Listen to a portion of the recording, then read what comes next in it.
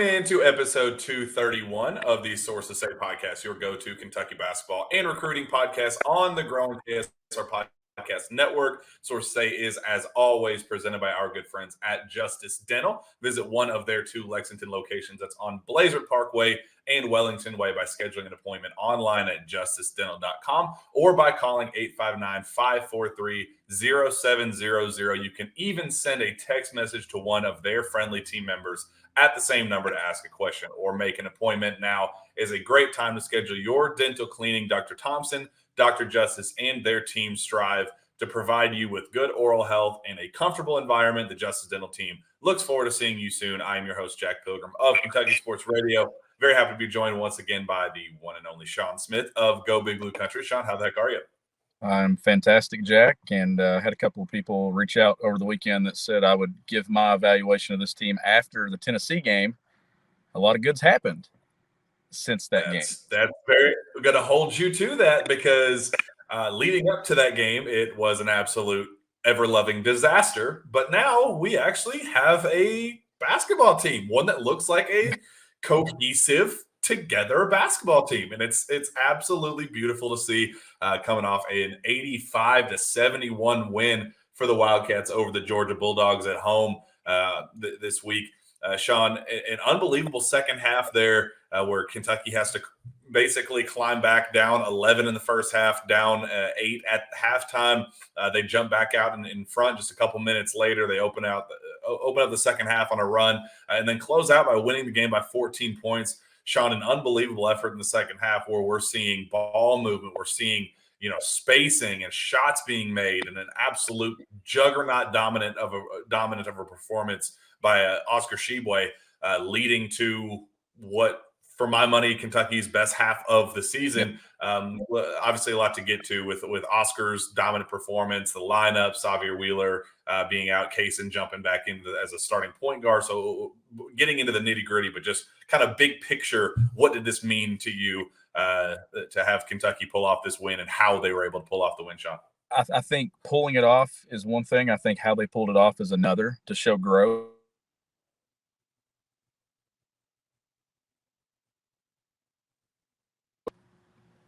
You got me?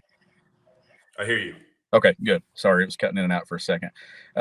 So my takeaway is how they did it, with the way they were down at the half to bouncing back and having a strong second half the way that they did, putting up the points that they did, defending the way that they did. So many guys playing well on the heels of the win at Tennessee. And, was that win going to kind of go back down the drain, or was it going to be something that they built on and they found a way to build on it? I think that's the biggest takeaway for me. Yeah, and this was one that they needed to. And look, we said after the Tennessee game that it wasn't a perfect performance. It was what it was. You were able to slow down what they did well. Bruiser Flint said the scouting report was we need to beat them on the glass and we need to limit them from three. If they win on the glass and are making shots, then we don't have a chance. And that's what Tennessee up to this point, when they have won their biggest games, it's because of the way they've dominated on the glass and they've been making shots. So you took care of business in those areas, but we still had the ball movement issues. We still had the spacing issues. They weren't making shots. It was kind of a rock fight, a defensive rock fight, more so than actual, offensive masterpiece that they put forth. The same couldn't be said. It couldn't be more opposite in the second half here against Georgia, where I think they scored 51 points in the second half. Looked like maybe 41 points, whatever it ended up being, maybe 51.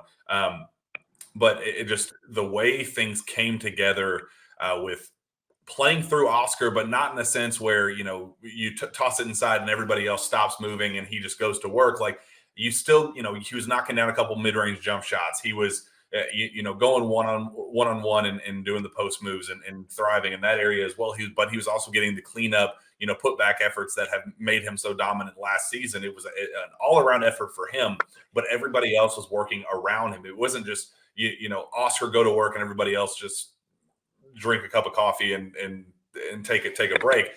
Everybody was working together in harmony, and it was the most cohesive I've seen this team. But you can't not applaud what Oscar Tshiebwe brought to the table. Just an absolute superstar performance, 37 points on 12 of 20 shooting, 13 of 18 from the free throw line, 24 rebounds, 3 steals, 1 block in 38 minutes. for my money, the most dominant performance we've seen out of him. And that's saying a Well, lot because we sure as hell seen a lot of dominant performances out of him. Bingo. I was about to say the reigning National Player of the Year decided to do something that we hadn't even seen him do when he was the National Player of the Year a year ago. Like, he took his game to another level in a moment where Kentucky needed it. Like, you couldn't win the game at Tennessee, and you talked about how ugly that game was, and I wasn't on the recap show or the post game show for that one, so this is the first time I'm getting to talk about it. But it wasn't the most pretty win or the most beautiful win, but it was a win. But to come back, you had to get the one at Rupp Arena against Georgia on Tuesday night, and Oscar was the biggest reason why. I mean, he was dominant. There was nothing that they could do to handle him. I thought he looked the best that he's looked in a very long time. I think a lot of that goes in hand with the lineup that we will talk about at some point in the show. But Oscar taking it to another level, I think everybody else kind of grabbed a hold of that and kind of followed the lead. And I thought that was the biggest thing, is Kentucky's best, most dominant player looked like that on Tuesday night. And it's kind of been frustrating because I used to enjoy so much after Oscar dominant, games where he'd put up ridiculous numbers last year, all the stats that would come from it, what history was being made, however many double doubles he had hit, and which records he was shattering. And this season, unfortunately, and part of it was because he had broken so many last year that you can't break your own records over and over again.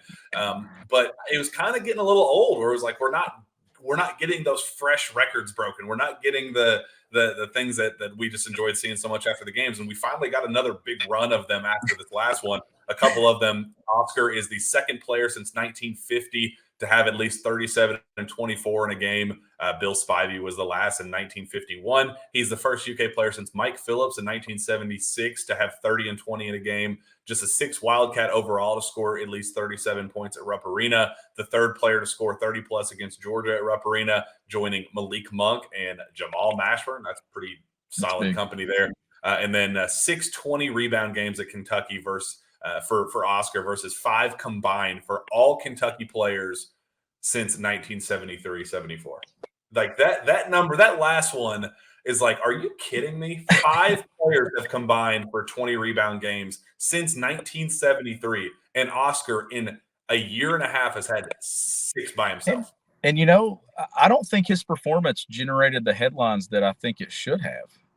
I mean, I think that a lot more people should have been talking about what he did Tuesday night, and it wasn't as big of a story. And I think a lot of it's just because we've seen him do crazy stuff. But what he did in that game was even crazier than the things that he'd accomplished a year ago. And Oscar is a guy, Jack, that I thought it was big that he came back this year. Obviously, we know that. Like, where would this team be without Oscar Tshiebwe right now? I have no idea. But it was almost set up for him to have kind of unrealistic expectations. Like, it's hard to top what he did a year ago. Well, he topped it and then some against Georgia.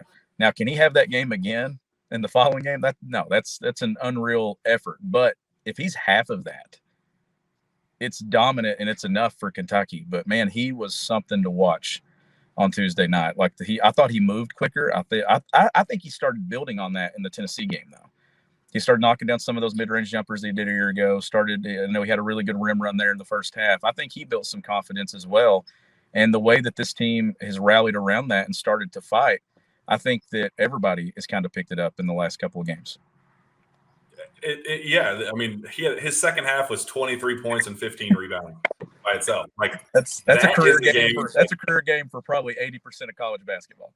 80% of college basketball would go, hell yeah, I got 23 and 15. Are you kidding me? Like, leading up to Oscar's career here, we would look at a 23 and 15. Like, I remember Julius Randle would put together those types of games. We go, man, I've never seen anybody like Julius Randle just put together double-double after double-double. And, the way he scored and the way he would rebound the ball, I'd be like, goodness gracious, his motor is unbelievable. Yeah, Oscar did that in a single half. Like, just unfathomable, the dominant performance that he put together. And it wasn't just on the offensive end, Sean. We have seen him destroyed in the pick and roll in recent weeks, just unplayable on defense. We saw him put together an actual unbelievable performance on that end as well. A team best defensive rating of 69, which is points allowed per 100 possessions for the Cats. 16 total stops and a stop rate of 119.7 with just 9.2 points allowed overall. for a guy that has received as much criticism as anybody on that end of the floor. I know he got kind of into the, got in a little bit of trouble for kind of calling out his team, saying I was unplayable against Alabama and I had to get taken off the floor because of how bad I was defensively. If other guys aren't fighting the way I wasn't against Alabama, they need to be taken out. Let's put in the walk-ons. That was a comment that John Calipari made after this game, saying he speaks 6 languages. He doesn't know what he's saying. I thought that was kind of a cop-out answer, but It was. but still, it was deserved criticism. He has been very bad on that end of the floor, and he was very good just this week against Georgia, and a great step in the right direction. It wasn't just offensive dominance. It wasn't trading buckets. It was him shutting it down on the other end too. Yeah, absolutely. I thought it was a huge step in the right direction for Oscar. I thought it was a huge step in the right direction for the team. And I think a lot of people have taken huge steps the last couple of games. And honestly, one of the biggest steps I think has been John Calipari has made some changes. He's rolling with some different lineups and a lot of good things happen. And so I kind of got to give the head coach some credit too. I know I was really tough on him there for a few weeks. So I got to give Cal some credit. I think that he's also adjusted the last couple of games. Part of that adjustment, Sean, we got to talk about it. It's one of the most polarizing topics in BBN world right now. Cason Wallace emerging as point guard number 1 for this Wildcat team. Xavier Wheeler playing just 1 minute in the second half against Georgia, and Kentucky playing its best half of the season, kind of putting 2 and 2 together. It's hard not to make any big picture assumptions and, just thinking what this team can be if they keep rolling with the lineup that everybody's been claiming for all year long. Look, Wallace played 19 points in the second half compared to just 1 for Wheeler. Kentucky was down by as many as 11 in the first half, 8 at the break. When Wheeler played 10, Cason only played 9 in the first half due to foul trouble. Down 11, then cruised to an 11-point win. Cason was a team high plus 22 in the plus minus, and Xavier was a team low minus 9. Cason was unbelievable. 17 points, 7 of 11 shooting, 2 for 4 from 3. Really, really thrived in the pick and roll. The ball was moving whenever, he was making shots, but the ball was moving whenever he wasn't taking shots. It was just a whole different team, and it's a conversation we have to have, Sean. What did you see with Cason Wheeler as point guard number 1? Cason Wallace as point guard number 1, obviously. Yeah, and we'll get into Cason Wheeler because I do think that they're going to need both of those guys, and I think that there's a happy medium from both. And but what you see with Cason at the point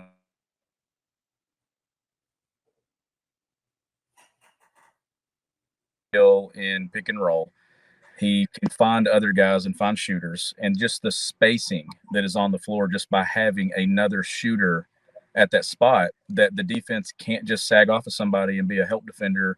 And that's where I was getting at with Oscar's progress and Oscar's jump. Like, he had space to work in the second half against Georgia where you can't do things that with Cason on the floor that you can do with Xavier on the floor defensively. But they're going to need both, Jack. And I want to see Xavier stay engaged. In the Tennessee game, he was, which he was out with an injury. I thought there were times maybe on the bench the other night that he wasn't as engaged. But it's got to be hard, right? I mean, you've led the Power 5 conferences in assists for 2 straight years. You're right there at the top again, and you play a minute in the second half, or you don't play much at all. But credit to John Calipari, because I thought this season was dying when they went to Knoxville. I did. And maybe we wouldn't have seen that lineup the way we saw it if Cal wouldn't have been forced to have to do it. But having your hand be forced led to seeing, okay, you get the biggest win of the season. Now let's see what this lineup does again. And we had no analytics to kind of back it up. Well, now we're starting to get those analytics with Cason being the one, and the numbers back it up, not just on the offensive end of the floor, but it's also starting to back up on the defensive end of the floor, which was John Calipari's biggest with playing that lineup together. Question mark. Mm-hmm. But you're getting the rebounding from Oscar. You're getting Jacob at the 4 doing his thing, and you're getting 2 guys that can shoot it and spread you out, in a big body guard that can get downhill, get in the paint, but he can also shoot the 3 as well. I think it was a huge adjustment. I think it's one that has salvaged the season, but they're going to need both of those guys. I think Wheeler's impact can be just as big. And if nothing else, and I want to dive into the numbers and the basketball Benny lineup and kind of that conversation and the numbers behind it. But I do think, again, before we get too far ahead of the Cason Wallace is our guy, cast Xavier off to the side, because that definitely does not need to happen. No, understand absolutely. If nothing else, this was proof that Cal needs to play more shooters, that this needs to be, it's not even necessarily about Cason versus Xavier. It's part, in part a lot to do with that, but a lot of it also has to do with Antonio and CJ playing together, not throwing in Chris and not throwing in, Jacob at the 3 with Lance at the 4 and Oscar at the 5, the big heavy lineups where things just get so congested and spacing's terrible. I 100% think a lot of the efficiency stuff has to do with the shooting side of things with CJ and Antonio, not necessarily just focused on Cason. It's part of it, but I just wanted to put that out there first. But the numbers with Cason, Antonio, CJ, Jacob, and Oscar in the lineup together, they graded out, Shawn, as the best 5-man lineup since 2019, 2020, with an adjusted team efficiency margin of 86.0. No other team in America has one above 70 right now. I mean, that is, and the sample size is getting bigger. That's 60 possessions. Other, main starting core 5 lineups, are up in the 300 possessions. So it's still a relatively smaller sample size, but we're starting to get one that at least you can start tracking a lot more significantly with 60 plus possessions. It's tracking as one of the best in college basketball, Shawn. Yeah, and you're talking a lot of different lineups and a lot of different teams and a lot of different combinations that those numbers are playing into. Like this is something now with that sample size that it's still small, but it's getting bigger. And Kentucky's also finding its most success that it's had all season since it's played that lineup. I don't think that that's a coincidence. So I think it was a huge step in the right direction. And it's not too late, Jack. It's not like it's late February and you start making this change. It's mid-January, and you made it in the biggest environment to make it in Knoxville, and then you followed up and you went with it for an entire second half pretty much, mixing in Chris Livingston there against Georgia. So I think that it's encouraging to see that Cal has decided to go that route and add more shooting to the floor, put Cason with the ball in his hands. And look, that's a discussion that you and I had on the show in November, that at some point we expected Cason to be the guy that would close games for Kentucky at the 1. We just thought it made the most sense. But I'm also going to say, like, you agree with this. Like, they're going to need both those guys. This cannot just be a Cason Wallace run the 1. They need Xavier Wheeler, and they need him to play a significant role. Like, he had a stretch in the first half where he got a steal, and then he come down and I think he got a back tip too, and his energy was great. Like, they need him to still do Xavier Wheeler things. It's just that lineup offensively and what it has done defensively too with that sample size, that just makes the most sense to be Kentucky's best lineup that wins games and maybe closes out games and things like that. When Kentucky's in a do or die moment in a game, those 5 have to be on the floor. And the proof is in the pudding right now.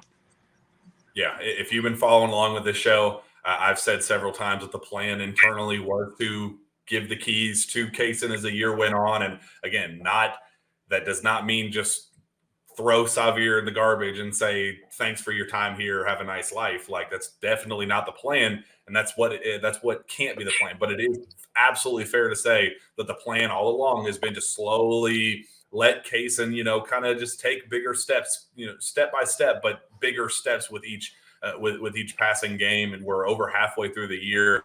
And now we kind of have something to hang on to with a larger sample size and the efficiency, what it is. I mean, that lineup with Cason at the 1 outscored Georgia 37-19 during their time on the floor in the second half. The other lineups were outscored 52-48. I mean, that's not a coincidence. Like, that's not. There's a lot of people on Twitter that are just clamoring to come to Xavier's defense, and I understand, and it's a really crappy situation that he's in, and we'll talk, but I understand with the birthday and all that. It's a really crappy situation, but sometimes you trust the numbers, sometimes you trust the analytics, but sometimes the eye test doesn't lie either. And the eye test has always been there, that just the team just has always seemed to be more free flowing, and the ball moves so much better whenever Cason is leading the charge. And there wasn't really enough, the numbers weren't there to justify that. The stats weren't there to justify it. Now it's like you have the eye test and you have the numbers to back it up. So really, I don't even know how you can argue against at least being more ball dominant with Cason rather than Xavier. It's also one of those things too that when you're not winning games, you're in a position to make decisions, right? To make the tough decisions. Like you have to make the tough decisions. Let's say Kentucky had lost at Tennessee on Saturday, then look, the noise wouldn't have been quieting with John Calipari. It just got louder and louder and louder. So when you get to a certain point, you have to try everything that you can. And that was the one thing that I think Cal hadn't tried, was maybe listen and say, okay, let's put more shooters on the floor. Let's put Cason at the one. Let's see what happens. But his hand was forced to do it. And in credit, he went to it again on Tuesday night when his hand wasn't forced to do it. So, I mean, that's why you pay him the millions of dollars that you pay him, right? To make the best decisions for this team. And I thought that he made an excellent decision to win a game in that moment. And now you get back to the drawing board and you know that lineup is there. And I think you're going to see it a ton. But you also figure out a way that Xavier adds to this team as well. And I think that's the big thing now, because there's going to be foul trouble. There's going to be back spasms. There's going to be injuries where you're going to need both these guys. Where last year at the end of the year, it came down to a situation where it was Xavier dribble. And that wasn't what made Kentucky successful for most of last year. And you don't want to fall back on that again. That doesn't set Xavier up for success. It doesn't set Kentucky up for success. So now Cal's thing is, how do I get the best out of both these guys and this team and find something that works for both of them, whether that be opposite one another, whether that be together? Is it Xavier off the ball instead of on the ball doing some things? I think Xavier has more success, honestly, off the ball than he does on the ball when you watch the tape. Yeah, it just maximizes ball movement. Like, the ball cannot stick the way it did against UCLA. I mean, that game was the most mind-numbing. Like, you sit there and watch the film on it, and it's like and I think Steven had the numbers. There was a stretch of 7 possessions, I think, where 8 total passes were made in 8 possessions. I mean, in 7 possessions, 8 total passes made, like in that UCLA game. Like, that's inexcusable. You have to, if nothing else, this shows that if you have a playmaker and passer, the quality passer that Xavier is, tell him, like, keep that ball moving. One more. Just keep it moving and maximize his ability as a playmaker. Right now, you are not utilizing his abilities as a passer. And I hope that this is an epiphany for play style, not necessarily just none of this is honestly. I think the next step for John Calipari is figuring out how to play Xavier Wheeler more. As crazy as it sounds, it is. Like, that's the next step, is figuring out how to play Xavier more. It sounds ludicrous, but the style that Xavier Wheeler cannot play is grinded out. Yeah, you cannot grind out possessions with Xavier Wheeler.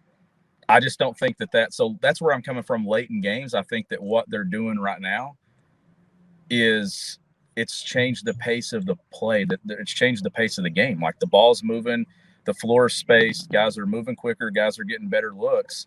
When you get into it and down to the late game situations where Kentucky struggled in the past and struggled at times this year, it was a grinded out, like the UCLA game where nobody was scoring. It was like, oh my gosh, like, how can I watch any more of this offensively? And it was putting Xavier in bad spots. If this team plays fast and you got 2 shooters on the wing and you've got a guy at the 4 that creates some space, you got Oscar doing his thing, I think Xavier can play and have some success. But if you have to grind it out and you don't have guys that create that spacing, Xavier's not going to have much success. That's not what he's built to do. So I'm hoping that Cal finds something, and that's the thing. Like, this isn't a bad problem. You know, this is a good thing. Like, because Xavier still leads the Power 5, and the way he's done with assists, and one of the best playmakers when he's getting others involved. You still have that luxury there. Kentucky's going to need both of them to get where they want to go. And I think part of it too, Xavier has to have some accountability and not be an assist hunter, not just try to pad stats and just try to hunt assists. He needs to learn the hockey assist. He needs to be a guy that is comfortable passing the ball ahead in transition instead of having it attached to his waist and get go 94 feet, get to the other end, and then initiate the offense from there. Sometimes you just got to get that ball out of your hand. He's to a fault. He is a guy that likes to have that ball in his hand. He likes to be the Rajon Rondo. He likes to be the one to make the play. He wants to have the assist. Sometimes you got to put the stats aside and just play the winning brand of basketball. And I think that's kind of the case with Cason. That dude does not care if he scores 25 points. He doesn't care if he gets 10, 15, 20 assists or 8 rebounds or whatever. Like these dudes have to stop hunting stats and focus on just playing winning basketball, because the stats will come as a result of them playing winning basketball. As we saw with Oscar Tshiebwe, that was not a result of him trying to be me, I basketball. That was a result of him working his ass off, out hustling everybody else, getting putbacks. Again, it wasn't the way he was scoring, as you said earlier, Shawn. He was scoring in a variety of ways that made him tough to guard. It was not one-dimensional basketball through Oscar where you just threw it down low. Everybody else turned their heads to the side and said, all right, Oscar's going to go do his thing. It was him knocking down jump shots. He was putting the ball on the ground and driving to the basket. He was, knocking down jump shots. He was even passing it out when he had the ball in the paint. Like it was not just this negative orb of energy down low like we've seen earlier on in the year. He was playing efficient all-around basketball, and the numbers came as a result of it. That's kind of a team epiphany that I think that they all need as well, that Xavier just can't be hunting assists. Like, I think that's part of the ball issue. I think that's half the battle. Yeah, it needs to be Xavier, to me. It needs to be play fast, out of your hands fast. Yeah. And that should be his thing. Defend, play fast, get the ball out of your hands. And I think that you see him have success. I think you still see him get to his assist numbers if he's playing a certain amount of minutes, because guys are going to be making plays. Look, they're putting shooters on the floor now. There's guys that can make shots. If you just set these guys up and get the ball in their hands, and it's not a coincidence that you see CJ Frederick and Antonio Reeves playing with more confidence right now. Like, confidence is growing for this team. Something, Jack, that after Alabama and especially after South Carolina, I didn't know if it was possible for them to find confidence again. Mm-hmm. I thought it was zapped. I thought it was that from the head coach all the way down to whoever at the end of the bench. Like, I thought it was gone. And then they go to a place and build it that has been one of the most difficult places for this program to have success under John Calipari. And I think that's what gave them confidence. But you know what else has been different? I feel like that fire has been there with Cal the last couple of games. I thought he coached his tail off in Knoxville. I thought he was passionate. I thought he did a lot of things well, and I think that's a big change too. Is if your leader is engaged in doing it too, then I think your other guys are more likely to do it as well. And I think it started obviously with Oscar Tshiebwe, and it's followed all the way down to Cason Wallace and others. CJ Frederick coming out and defending Cal a week ago. And then you see him embrace him in the locker room at Knoxville. Like, that's a dude that's like, hey, you've been sticking your neck out for me. It's my time to stick mine out for you. And what has happened? You have found something within this team that they're playing inspired basketball together. Yeah, and I think part of it as well, and Cal even talked about this with that lineup, that that lineup only works if Jacob Toppin is rebounding the way that he did against Georgia. I mean, look, 3 for 10, the shooting wasn't there, but he goes for 11, 11, and 4 assists with 2 blocks and a steal. That's a damn good basketball game for Jacob Toppin. That's exactly what this team needs, as Shawn drops his phone, I think. But that's exactly what this team needs. I don't know what's going on there. You good? All right. Okay. Well, this team needs Jacob Toppin to be as engaged as he was, and that's half the battle. Like, that's exactly what Cal talked about. The quote: "The only thing I worried about was defensively, and that means you're putting a lot of weight on Jacob to rebound. He did it, so you can play with 3 guards. If he doesn't do it, you've got to have Chris in there rebounding. You have to, and when Chris is in there, the offense hasn't been as efficient as it needs to be. Everything works together better when you have Cason or Xavier. I don't care who it is.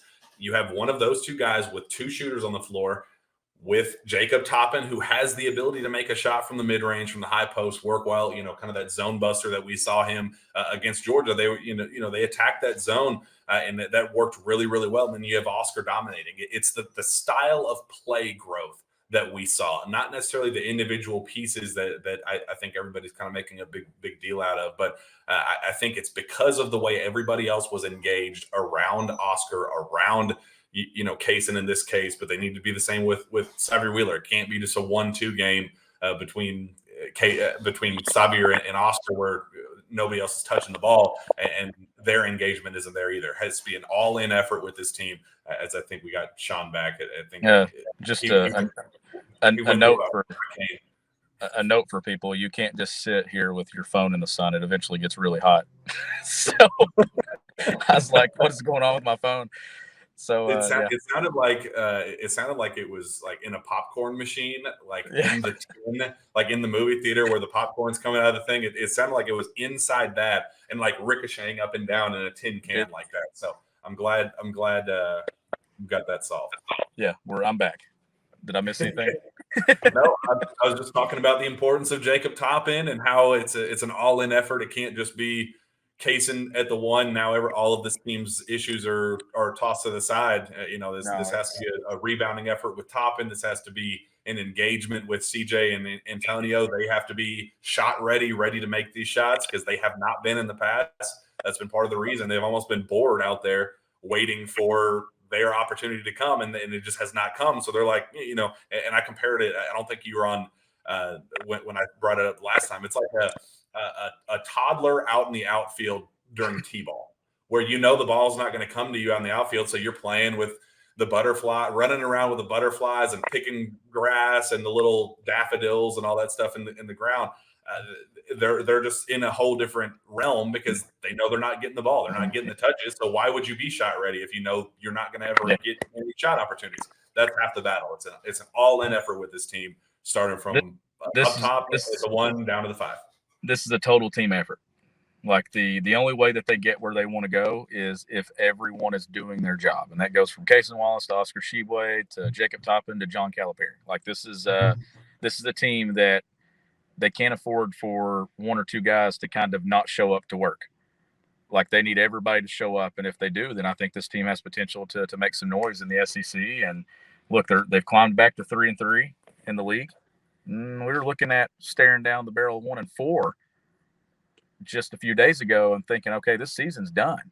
And now they've got new life. They have a quad 1 win. They have more quad 1 opportunities coming up, and resumes start to show up now. So all it takes is one thing to change the mindset, and Knoxville changed it. Oh, that's a good feeling. We have some recruiting stuff to get to, but real quick, Texas A&M, they're coming in hot, 7 straight. I think 7 straight SEC wins. They're undefeated in the conference. What do you need to see on Saturday when the Aggies come in? It's a really hot SEC team. How do they continue this growth, this step-by-step growth that we're seeing with this team right now? I think you continue to see the inspired play that Kentucky's been playing with, especially on the defensive end and the offensive flow and things like that. The energy. I thought Rupp Arena, I wasn't there, but watching it on TV, I thought Rupp was really engaged the other night as well. And I think that's another thing that helped that team against Georgia. And you get another home game. You don't get many weeks in SEC play where you get back-to-back home games. Most of the time it's one, and then you go on the road for another one. So getting a chance, an early afternoon game at Rupp Arena, a chance to extend your winning streak to 3 games. I think seeing those guards continue to play well, I think this team is going to go as C.J. Frederick and Antonio Reeves make shots, and then Jacob Toppin at the 4, continuing to do his thing. Like you don't have to have Jacob Toppin be an NBA draft pick or a first-round pick. You just need him to do what he does well, and I think that's a big deal. I think Chris Livingston continuing to build confidence as well in his role. I just think as long as everybody buys in and nobody tries to be something that they're not, then I think this team is going to continue to find success. And I think that's the biggest thing I'm looking for is that C word, consistency from this team. And I love that you brought up CJ and Antonio, because I agree. And I think this last game was the perfect example of it, because CJ went 1 for 8 and 1 for 5 from 3, and Antonio went 4 for 11, 1 for 5 from 3. Those two snipers, sharpshooter, the known for being the team's best shooters, combined for 2 of 10 from 3. But guess what? Nobody was talking about their shooting struggles because they made the shots when they mattered. You talked to Cal after you talked to Cal after the game, and he said the play of the game was CJ's made 3 to take the lead. I think 3 minutes in the second half off the offensive rebound from Oscar Tshiebwe. He was cold as ice, but he made the shot that mattered, and it led to that momentum. The Rupp Arena exploded. You retook the lead, and you kind of had that finally moment, that like, all right, eureka, we finally got this thing rolling. Let's get this thing going. And that was the only shot that he made all game, but it was the biggest shot of the game, and that's all that matters. Antonio Reeves, and it wasn't even about him making shots. Cal said the other biggest play of the game was Antonio Reeves when he picked off that pass that led to the pushing ahead to Oscar Tshiebwe in transition for the N1 finish. It was, plays like that. Those two have to be able to make plays. They have to make those shots. Even if they're cold shooting nights, they have to make the shots that matter. They just have not been doing that earlier in the year, and they definitely showed up when it mattered against Georgia. And another thing, too, how about this? Reputation. Even if they're not making shots, the scouting report says what? They make shots. They're going to make that shot. Yep. And the game plan's not changing from the opening tip till 5 minutes left in the second half. Like, C.J. Frederick's still able to shoot her. Antonio Reeves still able to shoot her. You have to respect those things, whether they're 1 for 5 or 4 for 5. Having those guys on the floor and committed to having that spacing there only makes life easier on Oscar. It makes life easier on Jacob. It makes life easier on Xavier or Cason, whoever's running the 1. I think a commitment to playing those two together as much as possible is what's going to make this season continue to turn along the way it has the last couple of games. Yeah, I completely agree. It's not a finished product. There's still a lot of work to be done. But goodness gracious, we just needed baby steps. Right now, they were backpedaling, like by the game, regressing, backpedaling. Now we're at least making little tiny step-by-step progressions that they desperately needed. They needed that win down in Knoxville, like they needed air, and then they needed to fight and come back against Georgia and pull off that win. A solid, you covered the spread, you won by double digits, you kind of got that monkey off your back where it's like, man, we just can't win tight games and all that. You can't, coast to the finish line. It's always got to be something tight at the end of the games. You got all of that stuff aside, and you won a game convincingly. Now we needed to roll from the beginning, and you can't afford more slow starts. Let's put together a strong 40 minutes instead of a strong 20 minutes against Texas A&M, and let's keep making these steps forward, because we're seeing the tangible progress, and now it just needs to keep moving forward. Yep, I agree with you 100%. And this team is now in a good spot. They're building on some momentum, and you got to keep building on momentum because tough games coming up here at the end of the month and into February. So you got to win this one. And then I know coming up here, then you got Kansas to close out next week. That's the next, I guess, barometer that I'm looking at. I said Tennessee. Now I want to see what they do when you want to win the next couple of games. Be on a 4-game winning streak with Kansas walking into Rupp Arena. You get a win there, then you build a 5-game winning streak that includes 2 quad 1 wins, and you're starting to build something going into the final month of the regular season. That's the next step that I'm looking at. That's what I want to see next.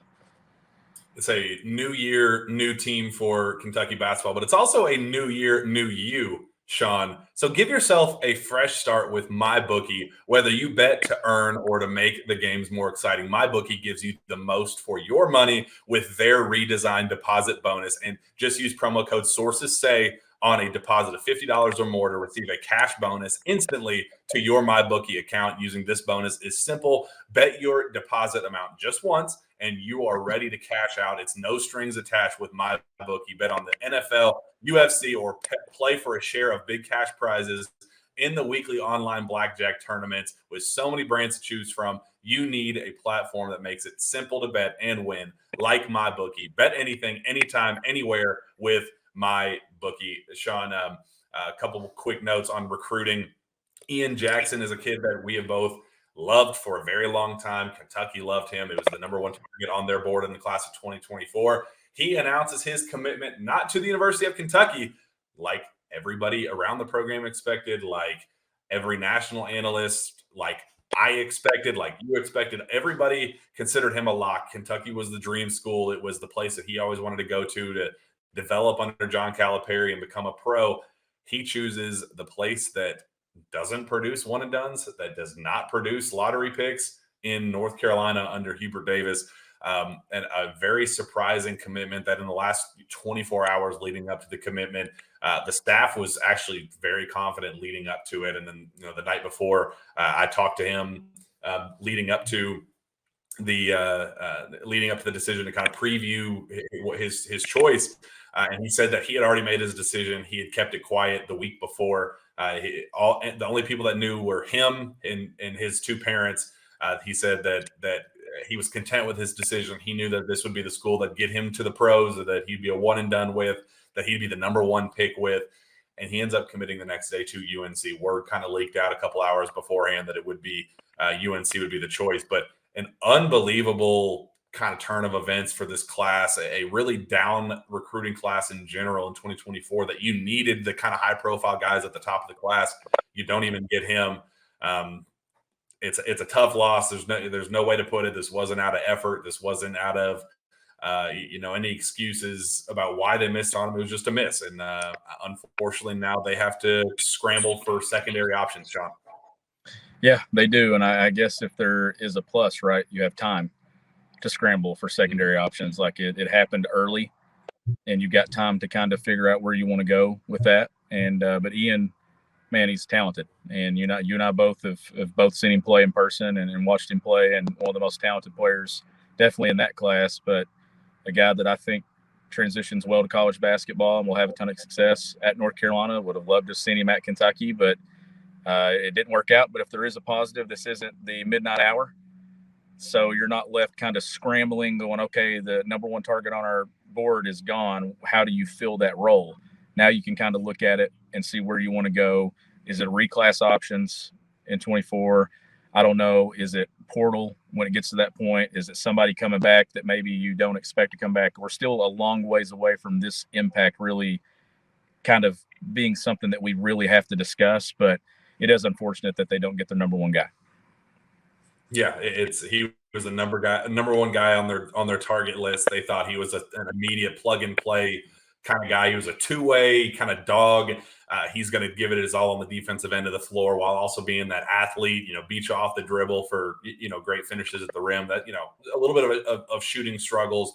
But he was a guy that they penciled in as a dog, a guy who was going to go get his own bucket and thrive in this roster.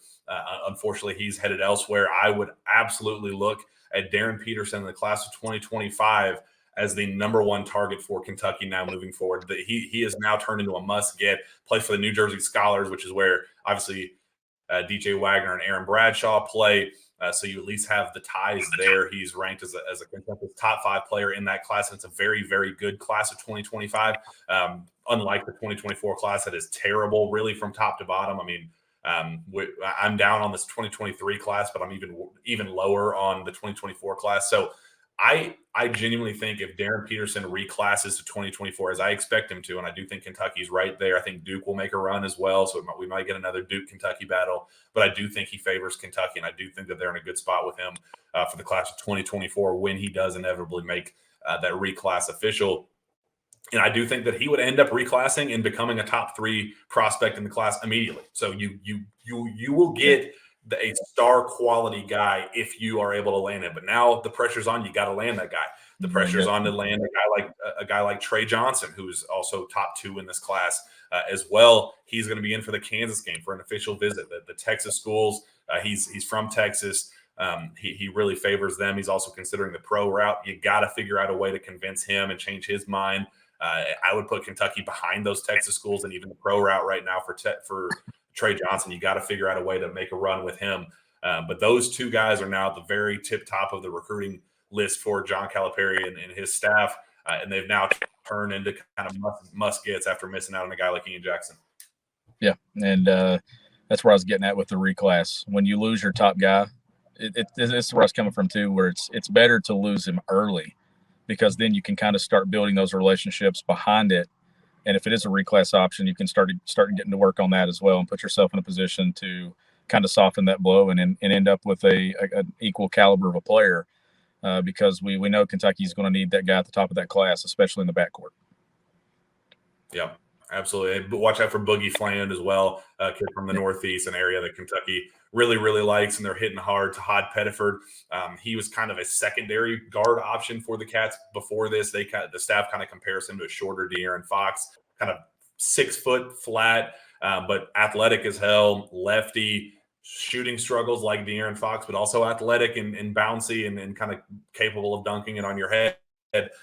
like De'Aaron Fox, but just 5 inches shorter. So some of those issues as well. So a couple names to keep a close eye on. They're still going after Flory Badunga at the center position. He's, for my money, the most dominant player in the class. Got to go after him if he's gettable. He's definitely a must get for the Cats. But yeah, they're still looking up. It's tough to miss out on your top guy, but still other options out there. Got to hit the reclass. Got to figure out if the portal option's best for you, or if you can get some guys back and really make a run here. Not this season, not next season, but the year after that. Plenty of time to figure all that stuff out, and plenty of stuff for Kentucky to get their stuff together. Shawn, it's a good little run for the Cats. Much needed steps forward. Very, very happy that we get to talk positively about this team now instead of the doom and gloom, missing the tournament, NIT. That's not fun talk.